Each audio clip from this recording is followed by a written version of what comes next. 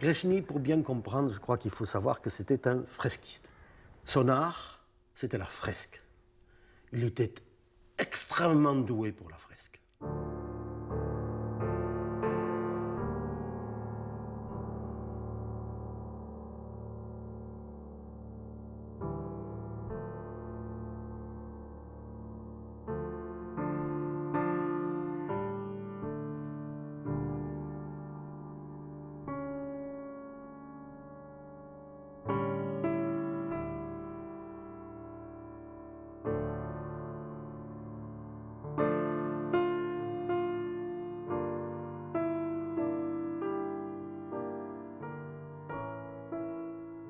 Je suis venu ici par fait de guerre, de Belgique, avec le Belge. Je suis resté. Et en 1948, j'ai réalisé mon rêve d'acheter un morceau de terre et de m'enraciner.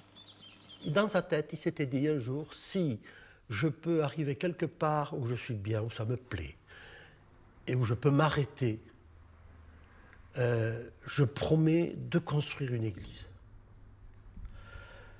Et il est arrivé ici et il était bien. Et il a dit, puisque j'ai promis ça, il faut que je fasse, je vais construire une église. Mais tout le monde l'a pris pour un fou. Depuis ma petite enfance, je rêvais de construire une chapelle.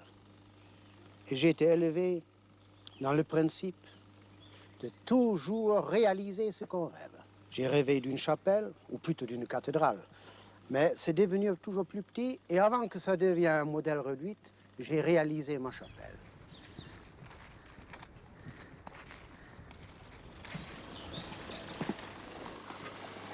Voilà la porte de ma chapelle.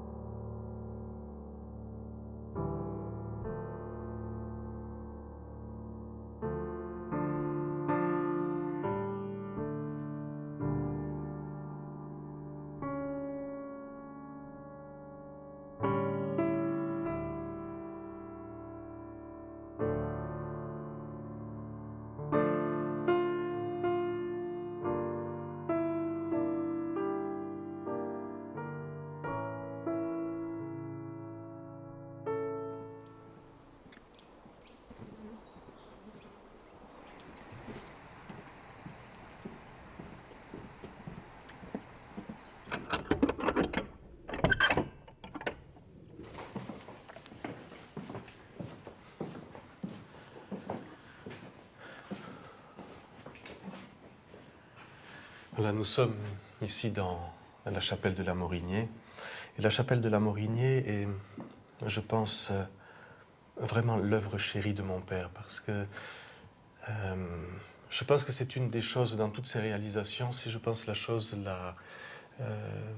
dans tout ce qu'il a pu faire ici, c'est, je pense, la chose la plus importante.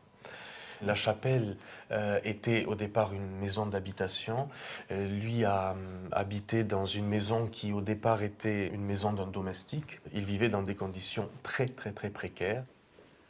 Mon grand-père était diacre et mon père, ensuite, les événements ont fait qu'il était ce que l'on appelle un catholique de rite byzantin. Voilà, ce qui est exactement la même chose au niveau de la liturgie, mais c'est une église qui dépend de Rome.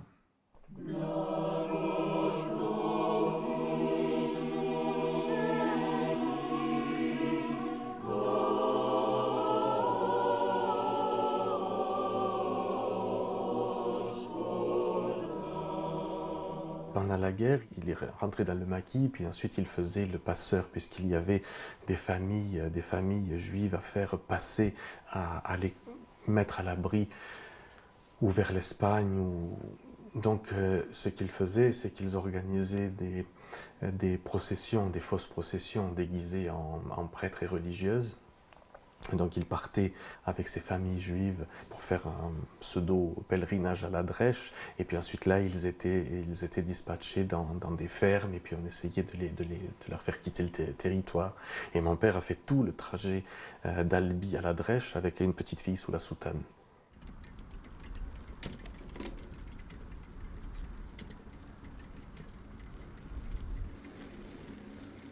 Et il vivait pauvrement. Tout le monde se demandait comment il vivait. Il passait le voir parce qu'il allait voir comme ça les gens.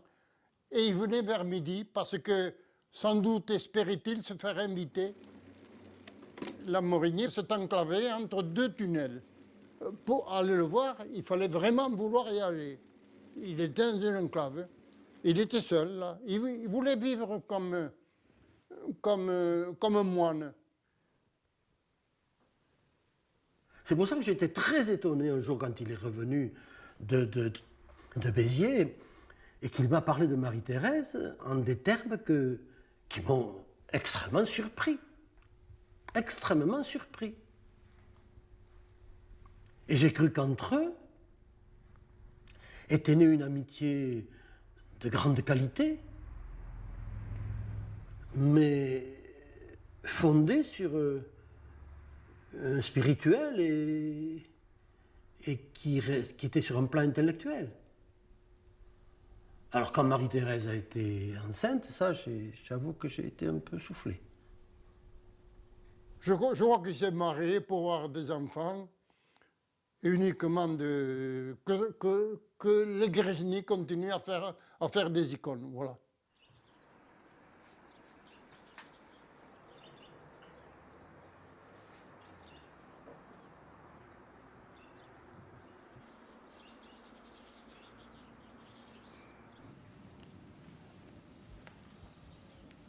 Il fallait que je le rencontre. Quand je l'ai vu, c'était tout à fait par hasard, mais tout à fait par hasard. Et moi, je m'occupais dans une école de tout ce qui était dessin, peinture, dessin. Et j'avais deux petits scouts qui avaient campé ici, que je connaissais bien, me parlaient d'un peintre, d'un camp qu'ils avaient fait dans le Tarn, au bord du Tarn. Il y avait un peintre qui était russe et qui peignait des icônes. Des icônes, on ne savait pas ce que c'était. Il les peignait avec de l'œuf, il mettait de l'or, du vrai. Et moi, comme je m'occupais de dessin, de peinture et qu'on illustre en plus des cahiers de religion, j'aurais voulu voir ces icônes. J'ai eu l'occasion de passer quelques jours à Albi. On s'arrête dans un petit magasin et là, je vois au fond du magasin, il y avait un personnage qui me paraissait très bizarre et je n'osais pas trop le regarder, mais il me paraissait vraiment bizarre. Et il y a une chose, je dis ça, on peut croire que je suis illuminée. Dieu sait que je ne suis pas illuminée. Quelque chose m'a dit, et j'ai dit, qu'est-ce que c'est que cet oiseau? Et quelque chose qui ne s'explique pas m'a dit, cet oiseau, tu le reverras. Et j'ai appris, après, si vous le voyez, il est toujours en short avec une cape. J'ai dit, ça y est, c'était lui. Et c'était un 6 décembre, le jour de la Saint-Nicolas.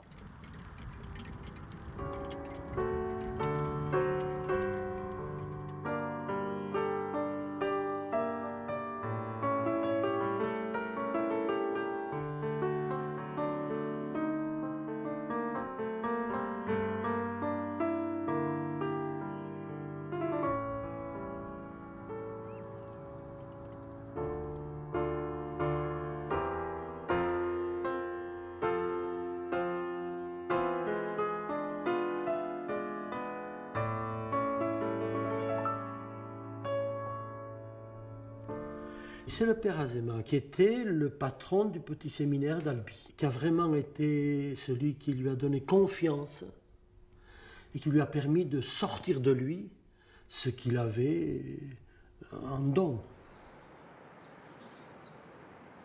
Ensuite, c'est parti très très vite. Les églises de la région étaient de petites églises rurales avec des curés plus ou moins nigauds et naïfs, hommes charmants mais qui comprenaient rien à rien et qui avaient envie que leur église soit pimpante, et il s'est mis à rénover des églises en pagaille, même s'il ne faisait pas des fresques à l'intérieur. L'argent n'était pas son problème. Il n'y avait pas de tarif, il n'y avait pas de truc. Alors moi je lui avais donné un système, je lui avais dit, tu essaies de savoir si le curé a du pognon ou pas, combien il a près de pognon, et tu lui dis qu'une fresque, ça vaut ce pognon-là. Oh, il le faisait. ça se terminait tout le temps, oui, que je vous ferai la fresque, et que tu me donnes. Et que tu me donnes pour la fresque. Il y a un curé à Véronée qui voulait faire décorer une petite église, une chapelle de pèlerinage. Bon, ils discutent du sujet, du prix, et en partant, j'entends le curé qui lui dit « Vous me ferez pas moitié prix ?» Ce curé avait l'air pas facile, pas commode. Alors quand il est parti pour ce chantier, je lui ai dit « Tu sais que nous avons besoin de ce chantier. Quoi qu'il te dise, ton curé, prends-le avec humour. » Alors ils étaient à table, le curé réfléchissait, il fallait faire la scène, il fallait 2 jours. La scène des personnages grandeur nature, il fallait 2 jours. Le curé réfléchissait. La scène, vous ne pourriez pas me la faire dans une journée.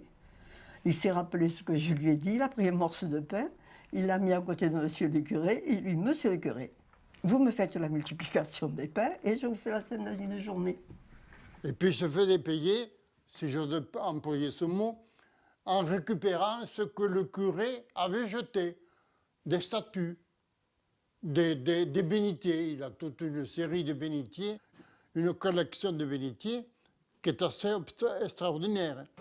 Cette collection était à l'origine de mon œuvre ici, et en même temps, ça a été pour moi un moyen de m'enraciner dans un pays où j'étais étranger.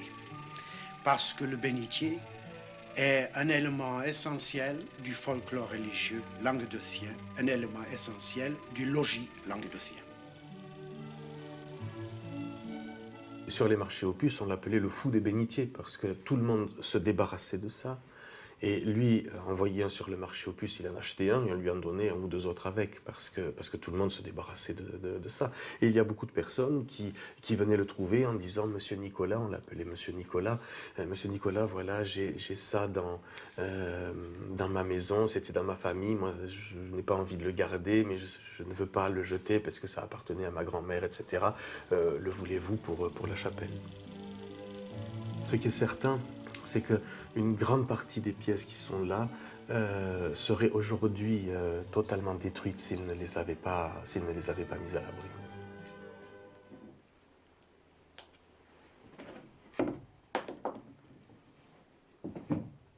Je n'aimais pas du tout les icônes. Je suis d'une famille protestante où les images religieuses, c'est même pas la peine d'en parler, et je n'aimais pas les icônes. Mais lui a eu la patience, énormément de patience avec moi.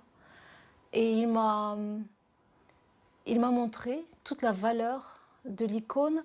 En ce sens, il a pris ce que je pouvais comprendre. Il a compris que j'avais 15 ans, que j'avais des idées très arrêtées, comme on a quelquefois à 15 ans.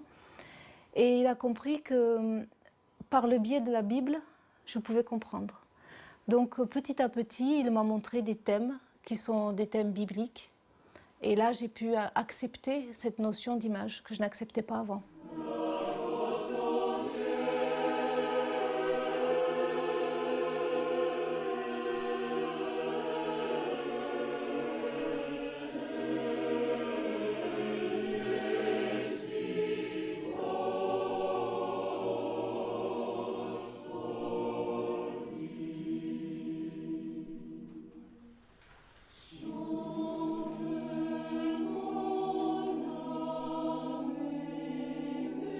Lui savait que j'avais du mal avec la foi.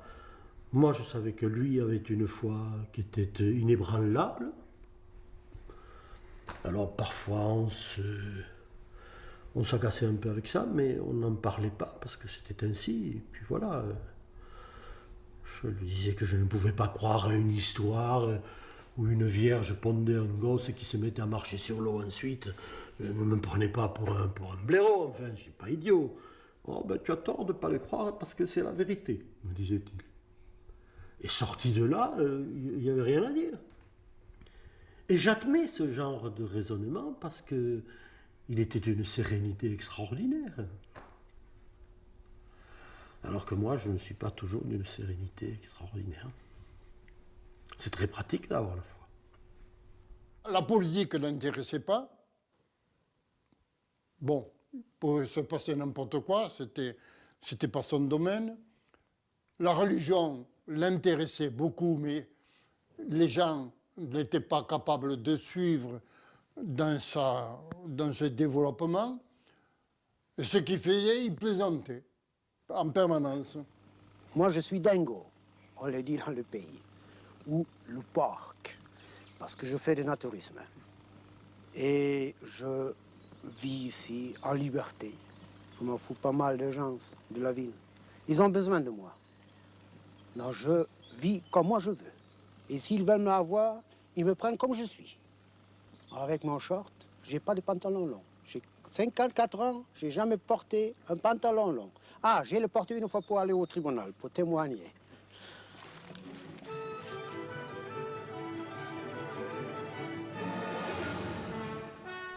Vous connaissez l'histoire de la voisine qui avait porté plainte parce qu'il se promenait tout nu. Le juge lui avait dit, mais enfin, Nicolas ne se promène pas dans cette zone. Ah ben oui, mais quand je monte à l'étage, il y a une petite fenêtre. Et que je regarde par la petite fenêtre, j'arrive à voir chez lui.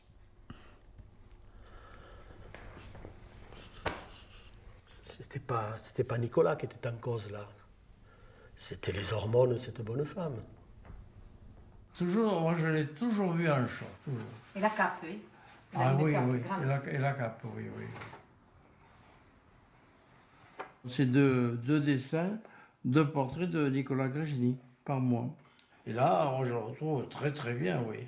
Ah oui. Oui, oui, oui, même avec ça, les joues creuses et les cheveux un peu fous. Moi, je me promenais, c'était au bord du Tard. Bon, il n'était pas nu, il était avec un maillot de bain très échancré. Un cache-sexe, quoi. Ouais. Et moi, je me promenais, j'étais en maillot de bain aussi. Et je l'ai vu surgir comme ça de la nature. Et j'étais très surprise, j'ai eu un peu peur d'ailleurs. Il m'avait proposé d'aller visiter la chapelle. La chapelle, une chapelle. Oui. Et alors j'ai refusé. Mais il a été très gentil, bon, ben, avec le sourire, il m'a dit ben, ça sera une autre fois, dans d'autres circonstances. Un monsieur très, très bien fait, ça faisait un peu Tarzan. Ensuite, je suis allée voir mes parents et j'ai raconté. Mais mon papa qui allait à la pêche, il me dit ben, c'est Nicolas, t'as pas à avoir peur, puisque on le rencontre sur la route, il est en short, même l'hiver, avec une cape.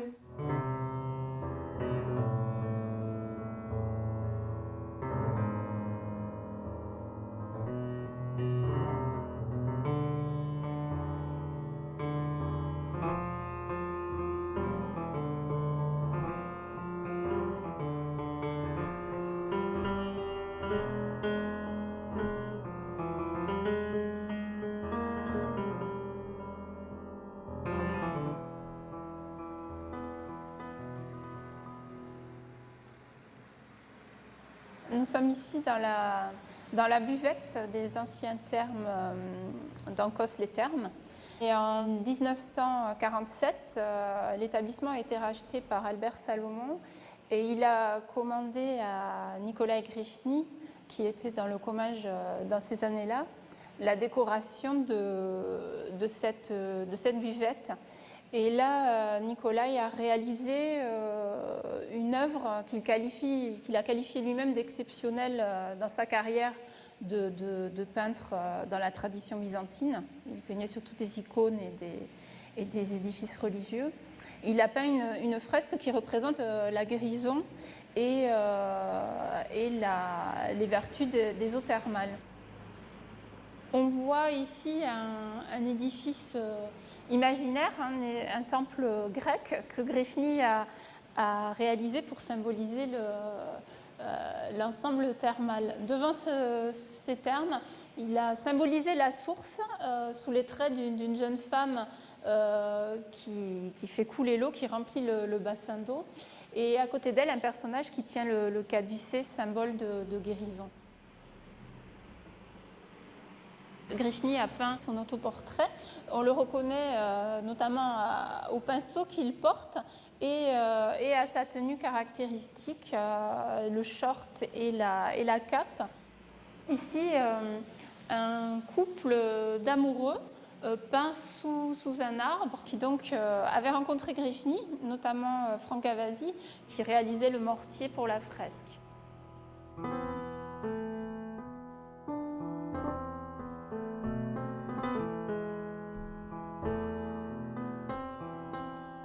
il savait trouver la parcelle de divin que chacun de nous, nous avons en nous. Et quand il s'inspirait de n'importe qui du village pour mettre sur une de ses fresques, parce que, me disait-il, il faut que la fresque soit complètement ancrée dans le village. Donc il faut qu'il y ait des personnes du village qui soient sur la fresque de l'église de leur village. Il peignait cette parcelle de divin qu'il avait trouvée lui et que moi je ne voyais pas.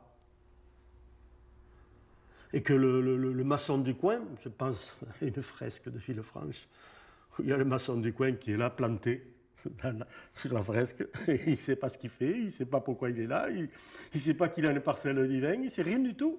Mais il est là, et il est fabuleusement présent, fabuleusement une personne.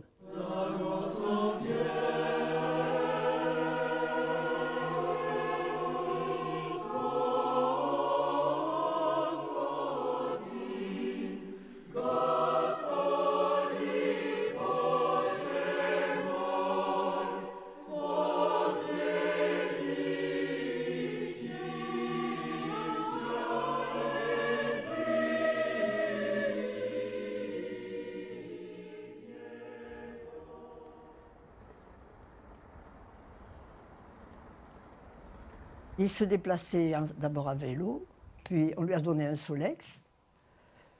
Et nous avons eu une 2 chevaux. La première 2 chevaux, elle a été payée avec la moitié d'un chantier. C'était la 2 chevaux d'un curé, il voulait changer. Donc, mais quant à conduire, lui, il ne valait mieux pas. Il ne valait mieux pas, il était trop distrait. J'ai essayé en bas là, de le... Mais non, il était très distrait. Il aurait regardé quelque chose en roulant. Et... Je vous dis, c'est un drôle de personnage. Et il faisait du stop, alors les gens s'arrêtaient, disaient « Vous pouvez me prendre à tel... » Il avait un accent épouvantable. « Oui, attendez !» Et il rentrait dans la voiture avec une pierre grosse comme ça, qui pesait 40 kilos. Les gens étaient ahuris, mais non. C'était pour sculpter telle ou telle chose dans sa maison ou dans sa chapelle. Et pourquoi pas? Et pourquoi pas?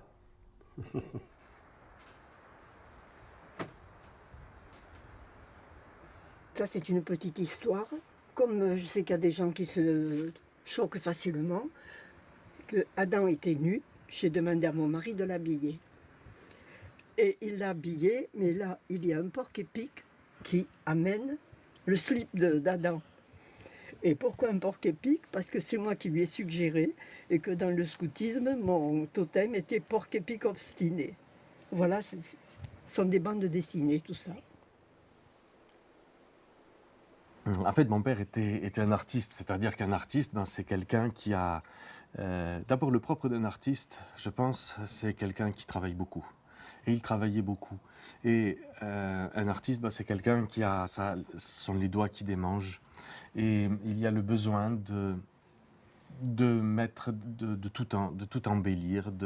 Donc, sur ce colombage, voilà, il a peint les 4 éléments. Et puis, il y a ce gamin avec ce lapin, parce qu'ici, le bâtiment ici était une ferme. Voilà, donc c'est voilà, le désir de mettre du beau sur les bâtiments, de mettre du beau un peu partout. Ça, c'est une fresque de mon père, je l'ai toujours vue, elle est là depuis plus de 50 ans. Voilà, et ici, une petite astuce, une pierre qui tourne, qui peut être une petite cache, mais toute petite ici, parce que, voilà, ça fait partie des fantaisies du personnage.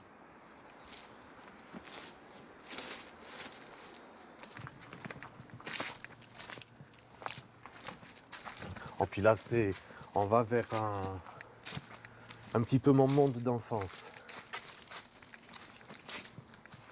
La construction d'un petit château miniature, c'est mon père qui avait lancé cette idée. On avait commencé à mettre des pierres et puis on travaillait ensemble là-dessus.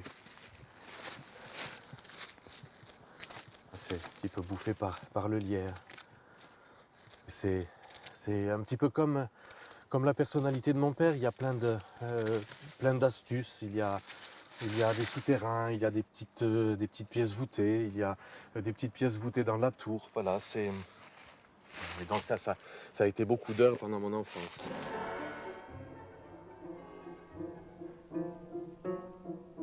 Michel, Alouchka, on peut les manger, vos œufs? Oui, ce sont des œufs d'ornement pour la table de Pâques. Et elle les donne aux amis. Ah, on vous les donne aux amis. Tu as dessiné celui-ci? Oui. C'était un peu comme un enfant, mais en même temps, on sentait un homme très solide. Mais il avait des côtés enfantins, il pouvait regarder la télévision, il regardait les émissions pour les enfants le mercredi, en peignant une icône et en mettant le pinceau dans le café. Voilà, il faisait des choses comme ça. Les icônes, il pouvait les programmer, les faire quand il avait du temps, en stocker une ou deux et puis les vendre, ainsi de suite. Ben, à partir des icônes, on a découvert un bonhomme qui n'était pas que ce fresquiste monolithique que l'on imaginait au départ. Et il a fait beaucoup de choses. Et c'est à ce moment-là qu'il s'est mis à exploser, à faire plein de créations. Nikolai Grishny, l'artiste d'origine russe, a entrepris le travail assez phénoménal de faire un pôle d'attraction de l'antique bâtisse. Et il l'a décoré dans son style personnel.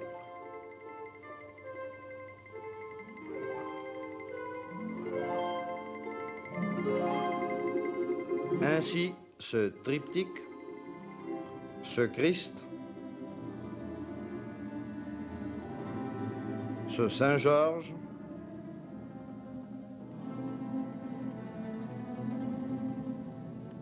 ce Saint-Jean-Baptiste, tous traités dans l'esprit des icônes pour lesquelles Nikolai Grishny reste un maître.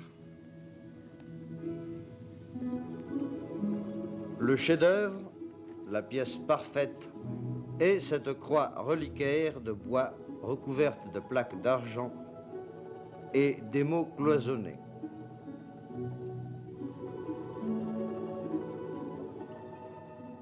Je lui ai servi de petit maçon. Je lui faisais le ciment au fur et à mesure qu'il faisait les murs, parce que la fresque, le principe c'est simple.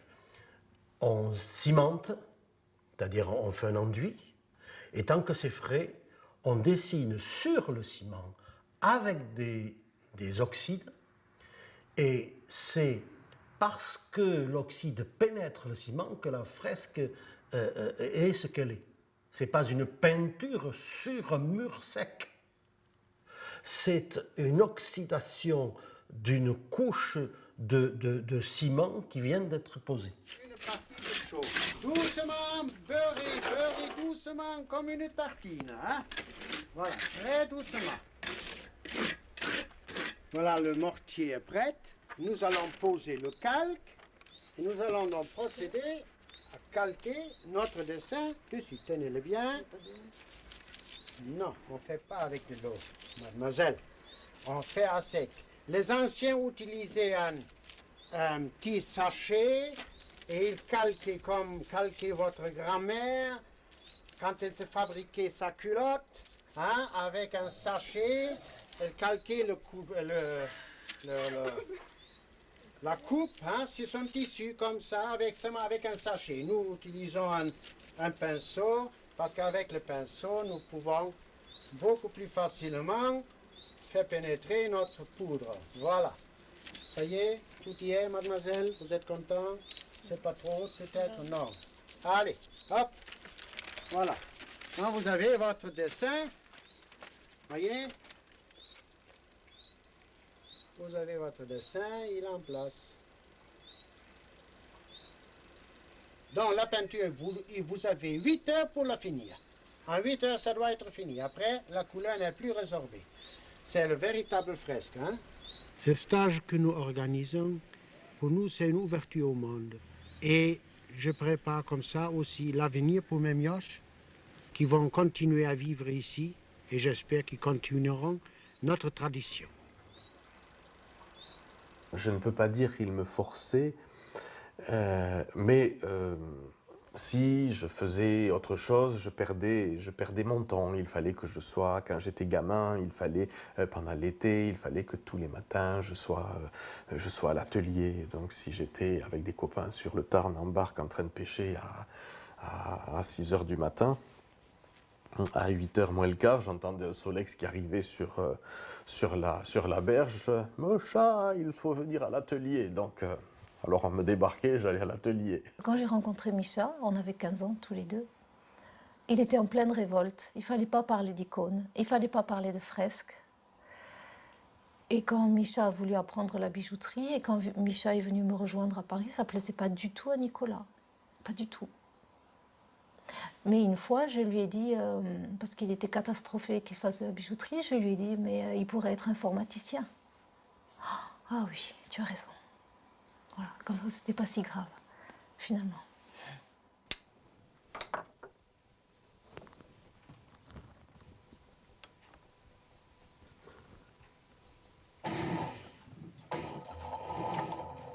Aujourd'hui, je jongle avec les 2 professions. Même les 3, la fresque, la peinture d'icônes, les cours non seulement d'icônes mais aussi de techniques anciennes. Et en plus de ces métiers, donc je suis bijoutier et orfèvre. Et j'ai travaillé pendant 10 ans pour la maison Fabergé avant qu'il ferme à Paris.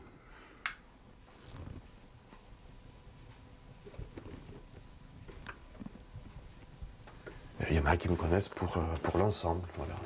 Puis d'autres qui, pour Grechny, ce ne sont que les icônes et les fresques. Voilà, donc c'est un petit peu la brasse, quoi. C'est pas grave, c'est bien.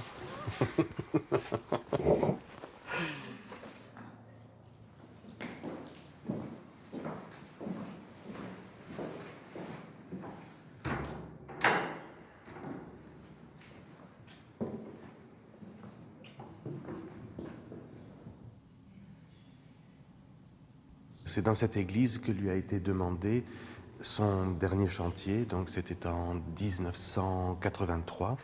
C'était une époque durant laquelle il était déjà malade et fatigué, et donc il ne sentait pas de faire ce chantier tout seul. Donc il a préparé ce chantier sur papier, c'est-à-dire qu'il a fait tous les poncifs, tous les cartons, et donc il m'a demandé à moi et à mon épouse de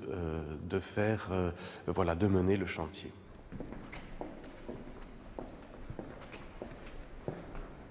Pour Mischa, c'était une première. C'était la première fois qu'il avait l'occasion de peindre comme ça.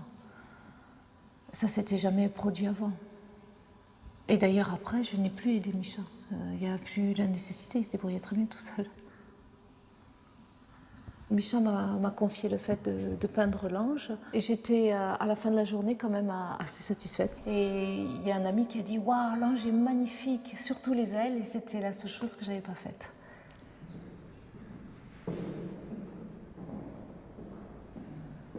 L'atmosphère réjouissait beaucoup mon père parce que d'une part, il était très content de me voir sur l'échafaudage parce qu'il a vu que la tradition n'était pas perdue parce que c'était toujours un sujet qui revenait tout le temps. Donc son angoisse était que cette tradition soit perdue. Donc ici, il a vu que ma foi, je commençais quand même un petit peu à connaître mon métier, donc du coup il est quand même parti rassuré. Et pour nous, ce sont des moments très très heureux.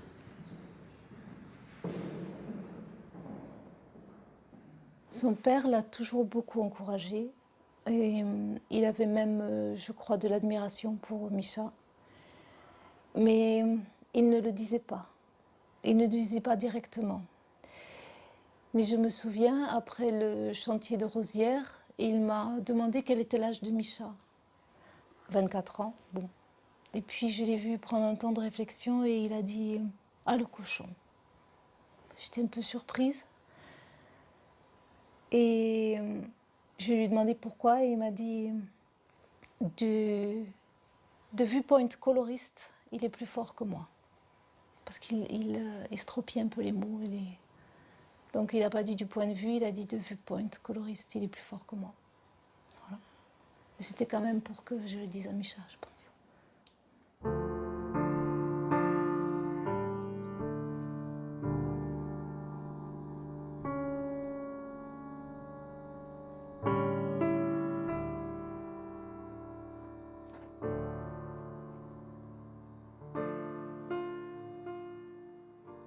J'aimerais devenir conducteur de train.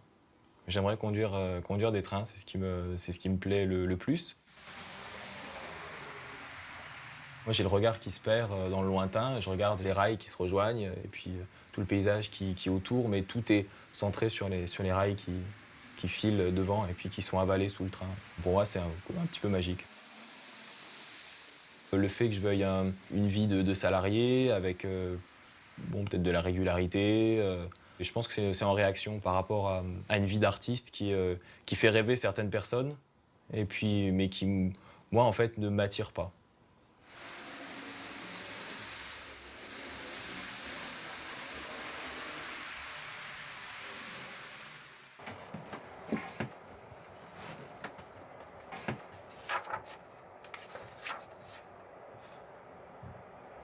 Décorer des églises, c'est une passion, c'est quelque chose qui doit brûler de l'intérieur. Je pense que c'est vraiment un appel et je ne pense pas avoir cet appel.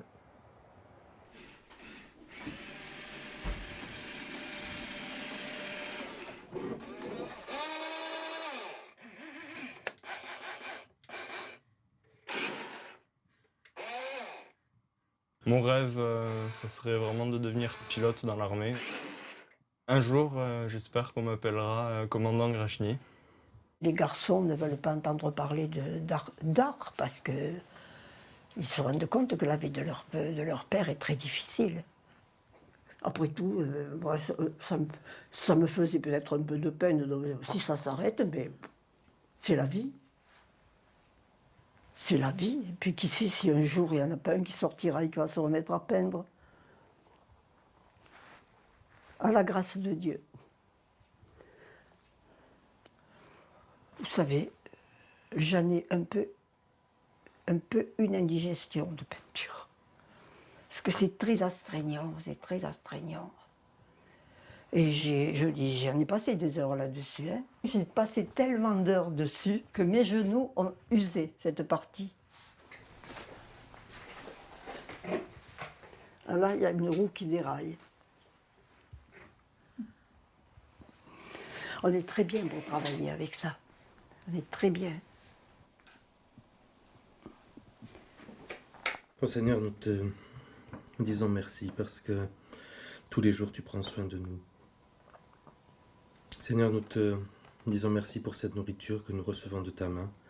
Et nous te demandons, Seigneur, de bénir ce repas et de nous fortifier.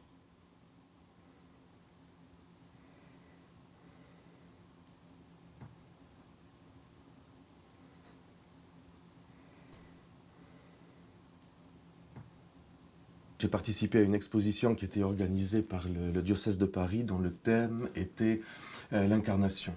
Dans la rue, c'est quoi? Dans la rue, c'est effectivement le tag. Donc, qu'est-ce que j'ai voulu évoquer? C'est la crasse du monde. Il y a du collage. Ici, par exemple, dessous, là, il y a des images de guerre. Il y a aussi la prison. Et dans le livre d'Isaïe, il y a toute une série de versets qui disent que ce Jésus va venir pour la libération des prisonniers, ceux qui sont prisonniers du mal, du péché, de la crasse du monde. Et donc, c'est pour cette raison qu'ici, un mur de prison est évoqué avec des jours comptés et rayés, et avec autour des versets donc en graffiti comme sur un mur de prison, avec donc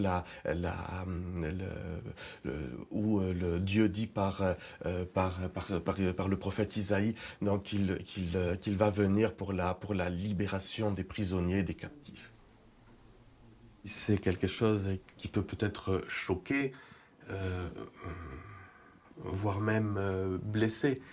Mais effectivement, aujourd'hui, je suis dans une petite assemblée évangélique.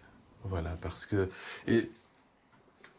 c'est même peut-être paradoxal, mais c'est une assemblée dans laquelle, bien que voilà, l'icône est une chose tout à fait inconnue dans cette église, et puis il n'y en a pas besoin. En revanche, c'est une église qui m'a apporté beaucoup au niveau de mon métier, parce que c'est une église dans laquelle il y a une très bonne annonce de la parole de Dieu. La lumière luit dans les ténèbres, et les ténèbres ne peuvent pas la contrôler. Je sais que en pratiquant cet art, je suis sur le fil d'un rasoir et je tiens à ce que tout ce que je peins soit quelque chose qui soit vraiment pour le service du Seigneur, c'est-à-dire pour annoncer Christ et lui seul.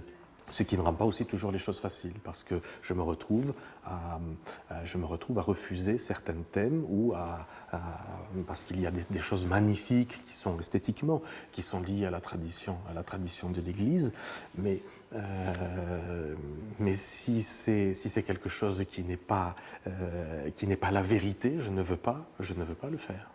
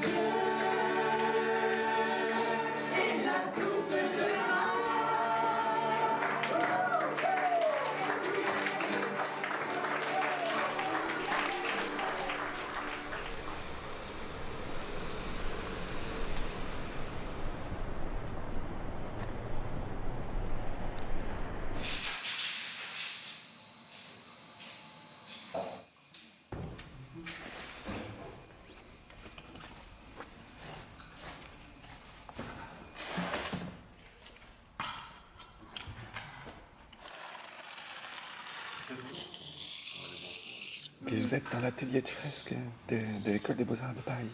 Aujourd'hui, on a donc la visite d'un fresquiste de tradition d'iconographe byzantin, orthodoxe, qui vient et qui réalise un Christ sur les murs de l'atelier au milieu des travaux des étudiants.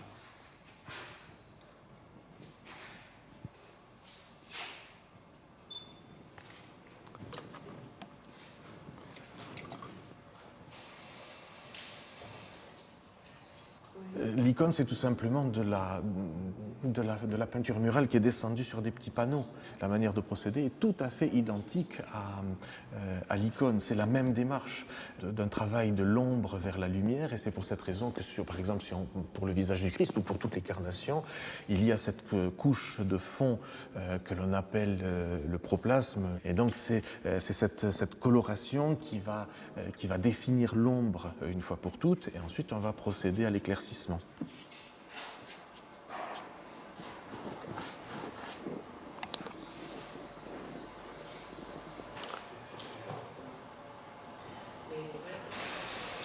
La palette est aussi assez limitée, mais c'est justement ce qui permet vraiment de jouer avec le développement des colorations, et c'est très bien de travailler avec peu de choses.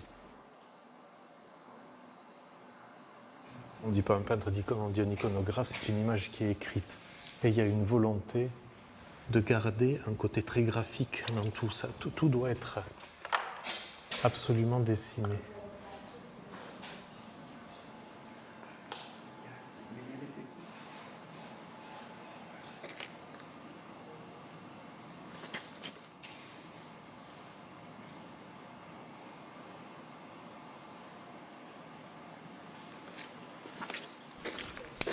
Voilà, c'est terminé. Non, c'était une joie pour moi. Pour moi aussi, c'est une belle expérience. Voilà.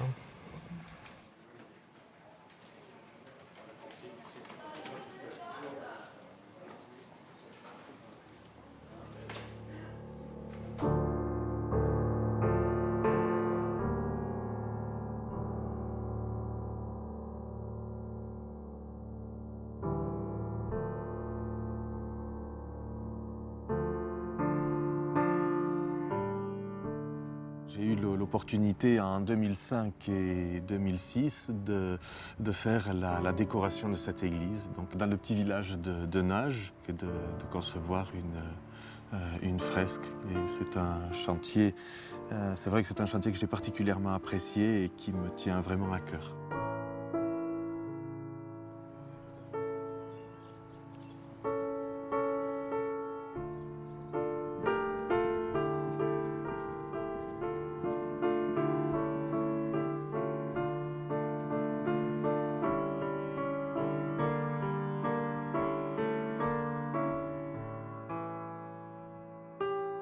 L'image est importante parce qu'il y a aussi des gens qui ne savent pas lire.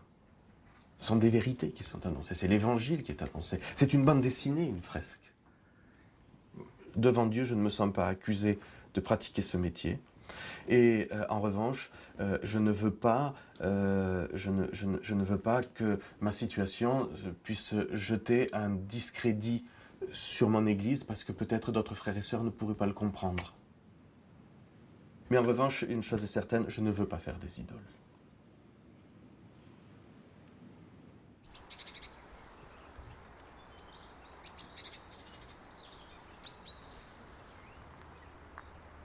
Ça fait 6 ans que je n'ai pas eu de chantier de fresque. C'est aujourd'hui un métier qui n'est pas facile. C'est un type de vie, c'est toujours le jour. Il peut y avoir des périodes très, très difficiles, mais s'il fallait changer de type de vie, oui, s'il fallait le faire, je le ferais, mais ce serait peut-être un peu douloureux.